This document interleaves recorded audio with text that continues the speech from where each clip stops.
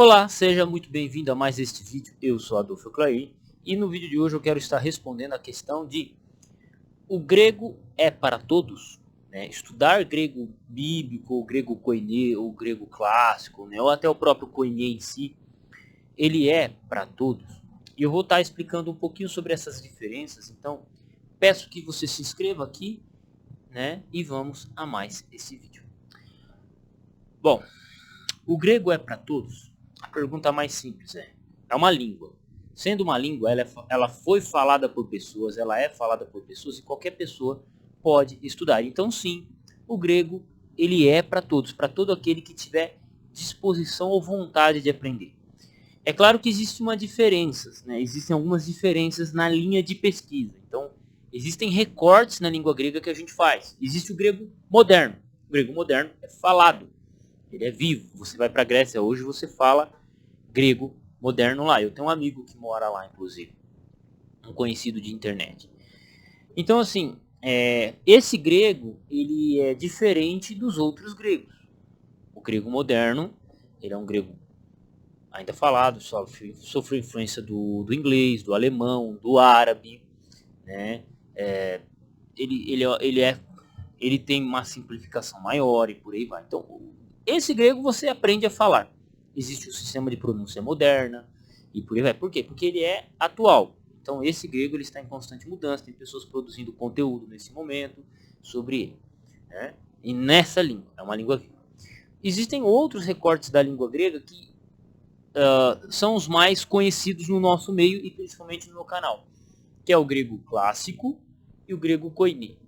O grego clássico ele comporta o período da grande efervescência filosófica dos gregos, Então você vai ter Homero, Platão, Aristóteles e entre todos esses, ele é dividido em 4 dialetos, o grego, o grego jônico, ático, eólico, então jônico, ático, eólico e dórico, que eram falados em 4 regiões distintas.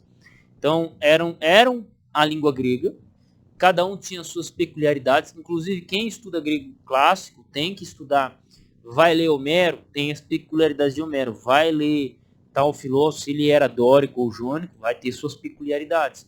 Então é necessário um dicionário específico para cada, então, para cada dialeto que vai ser falado, uma gramática específica que especifique. Existe a gramática geral, você estuda e você compreende tudo como um todo, mas existem os estudos específicos dentro do grego koiné, perfeito? Já o grego clássico. Já o grego koiné, ele é o grego simplificado. Por quê? Ele é o ático, ele é o grego ático, levado a todo mundo, a todo mundo, por Alexandre o Grande. Alexandre o Grande levou a cultura grega para o mundo todo, para o Egito, para a Ásia, levou o grego para a Pérsia, inclusive no Império Romano, o grego, no meio das discussões históricas e filosóficas, ele era mais usado do que o latim.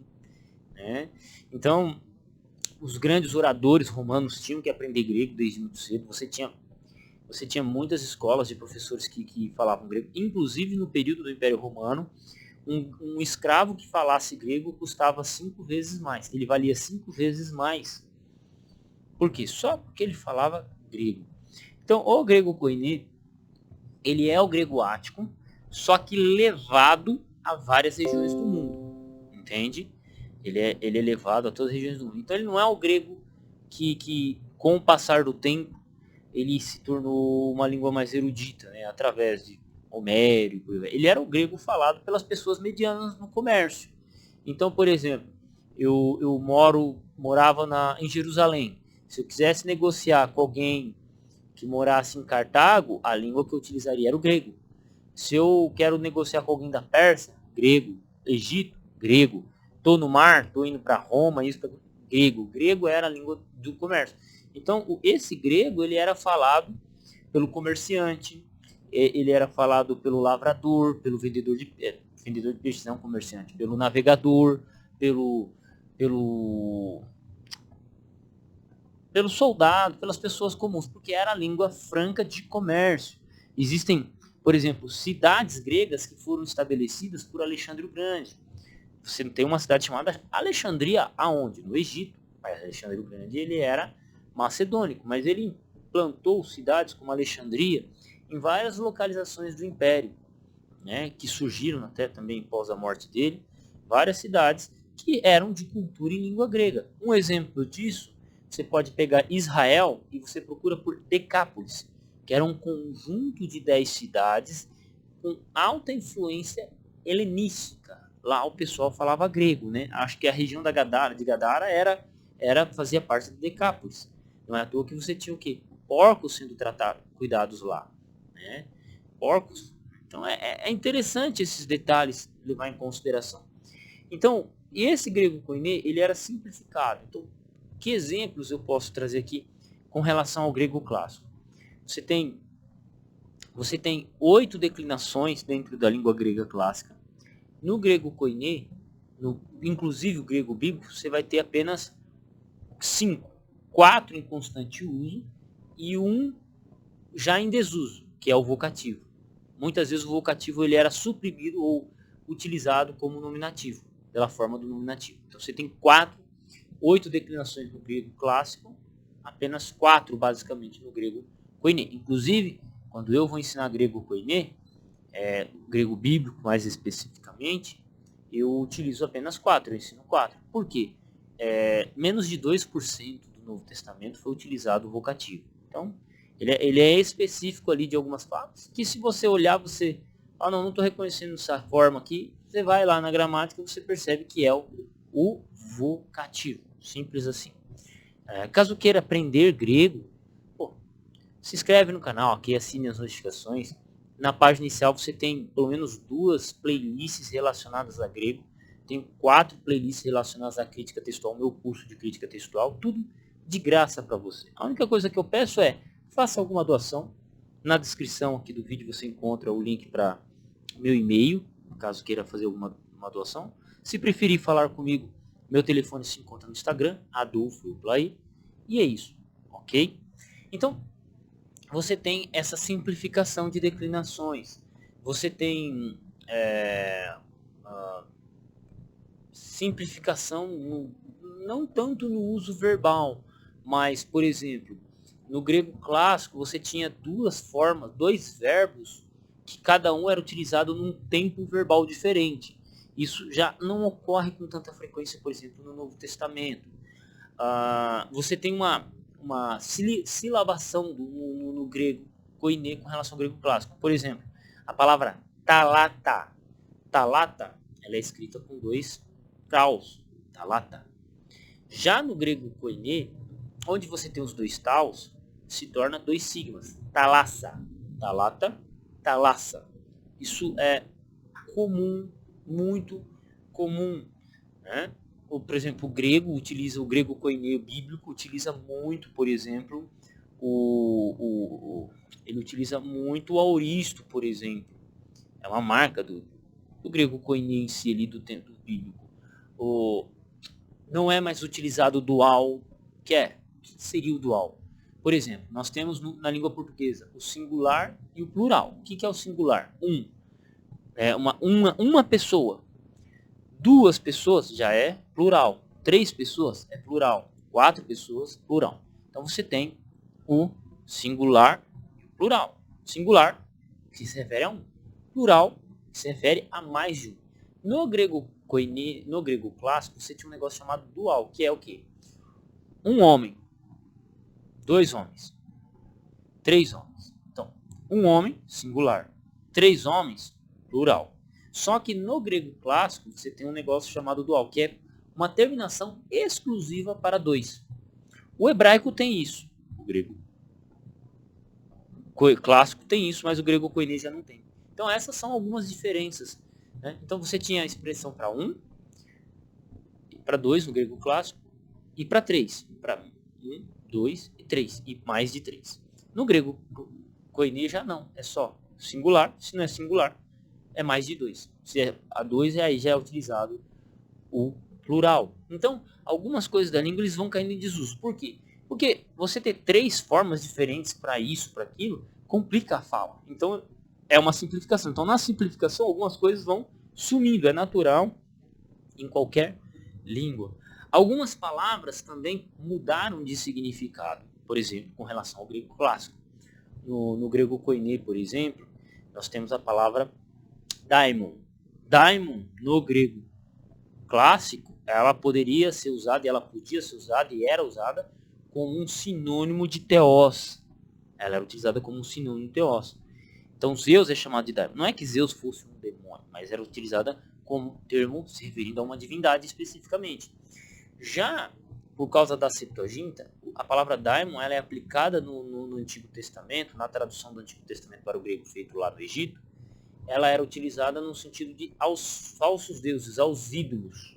Então, sempre que é utilizada a palavra daimon no Antigo Testamento, por exemplo, é se referindo aos ídolos. E quando chegamos no Novo Testamento, porque existe um período de tempo entre o Antigo Testamento, Septuaginta, e o Novo Testamento, que é um período de 200 anos mais ou menos, quase 300, talvez menos, você tem a palavra daimon se referindo a espíritos malignos ou espíritos imundos. Entendeu? Então, veja que entre a Septuaginta e o Novo Testamento, você tem palavras também que têm significado diferente. É importante ter isso em mente. Por quê? Porque são documentos de períodos diferentes. Por isso que eu estou dizendo, grego, koiné, bíblico. Por quê? Se a gente for estudar o grego koiné de outros, por outros pensadores, outros escritores, você vai ter diferença. Por exemplo, Flávio Josefo escreveu em grego koiné, Filo de Alexandria escreveu em grego koiné. Você vai ter Tácito e acho que não sei se Tácito não escreve em grego clássico, acho que é já o grego koiné também.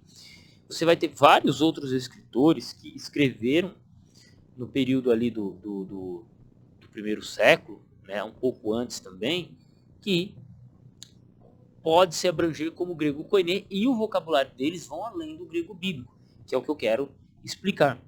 No grego bíblico, principalmente neotestamentário, nós temos em língua portuguesa alguns dicionários. Grego do Novo Testamento, grego do Eduardo Robson, dicionário de grego, léxico de grego. Eles comportam apenas as palavras que aparecem no Novo Testamento. Se você comparar com o Antigo Testamento, com a Septuaginta, você vai ter palavras da Septuaginta que não aparecem no Novo Testamento. Assim como se você tentar ler Flávio Josefo, por exemplo, em grego koiné, e você só estiver acostumado com o vocabulário do Novo Testamento, vai ter palavras que você não vai conseguir achar num dicionário do grego do Novo Testamento. Por quê? Porque esses dicionários de grego do Novo Testamento são voltados para Novo Testamento. Nós não temos um dicionário, até onde eu sei, né? Não temos um dicionário de grego koiné geral. Sempre quando se fala dicionário de grego ou léxico de grego, ele sempre abrange o grego clássico e vai até boa parte do 6º século, 7º século, né? Como é o caso do Liddell Scott, que é um dicionário de grego que ele abrange todo esse período, né? Anatoly Bailey também, ele abrange todo esse período, que esse dicionário aqui que ele é em francês, né? Grego francês, ele é de grego clássico, ele abrange. Então, cada documento, cada coisa que a gente vai estudar, ele exige um estudo técnico ou um estudo mais, como que eu posso colocar, mais pormenorizado. Então, vou estudar Septuaginta, preciso de obras da Septuaginta. Vou estudar Novo Testamento, preciso de obras do Novo Testamento. Vou ler Flávio Josefo, de certa forma, preciso recorrer a um dicionário que abranja as palavras que Flávio Josefo tem. Porque se você só estudar o grego koiné, que é o caso do Novo Testamento, ou koiné do Novo Testamento, só o Novo Testamento, que é o que eu tenho mais hábito, você vai estar, como que eu posso, limitado a isso. Tá? E o estudo do grego koiné, ele é mais abrangente. E por que eu estou mencionando tudo isso? Para você se localizar para aquilo que você quer. Acredito que nesse momento do vídeo você tenha o interesse de estudar, por exemplo, o grego, o grego bíblico. Por isso que você pesquisou. E hoje é muito mais fácil dar, porque tem vídeos. Por exemplo, eu disponibilizo vídeos de graça aqui. Você tem acesso quero comprar um dicionário de grego koiné. Você vai lá, coloca o dicionário do Novo Testamento ou algum outro e você compra o dicionário. Quando a gente volta 20, 30 anos atrás, antes da internet chegar, nós não tínhamos essa liberdade. Era até difícil de encontrar material. Você tinha que ir para uma cidade grande. que nem eu, que sempre vivi em cidade pequena, né? Nasci em cidade pequena, vivi em cidade pequena, a imaginação de tipo, vou fazer uma faculdade, vou fazer isso, vou fazer aquilo, era só coisa de pesquisador, de gente que tinha que ir para a Grécia, e não necessariamente. Né? Tô colocando aqui, quando criança eu nem queria saber disso, queria jogar videogame e jogar bolinha de gude. Bolinha de gude, modo dizer, né? Fazer meu corre de criança, né? O corre de criança é aquilo, é brincadeira de criança. Mas a gente imaginava que para ser um estudioso, um pesquisador, você tinha que ir lá longe. E hoje não. Graças ao advento da internet, a cursos online, tudo é possível aquele que se esforça. Por isso que eu disse, você quer estudar o grego koiné? O grego é para todos? Sim, ele é para todos. Basta você se debruçar, estudar e acompanhar os vídeos aqui do canal. Então, meu convite é esse. Que Deus te abençoe na sua caminhada. Qualquer dúvida, se ficou uma dúvida, alguma confusão sobre o que eu falei, pode deixar o comentário aqui. Estarei respondendo o máximo possível. E se esse vídeo foi edificador para você, não se esqueça também. Faça a sua doação. Agradeço desde já. Tamo junto no campo de batalha. E Deus abençoe você.